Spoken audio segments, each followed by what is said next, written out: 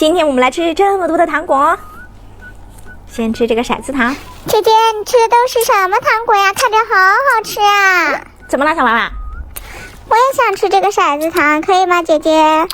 我口水都流出来了。你也想吃？可是姐姐还不够吃呢。你怎么哭了呀？姐姐，那个小猪猪是我的朋友，你怎么能吃我的朋友呢？哪个是你的朋友啊？就是这个粉色的小猪猪啊！啊？他是你的朋友？那行，那一会儿这个给你吃，行不？行，好的，谢谢姐姐，我急着吃它呢，你快一点吧，我口水都流出来了。快点！好，快点。哇，小妈妈，你一口把你的小猪猪朋友吃完了啊！太好吃了，我没忍住，姐姐，我还想吃呢。你吃的这又是什么呀？没有了，没有了。你给我吃一口嘛！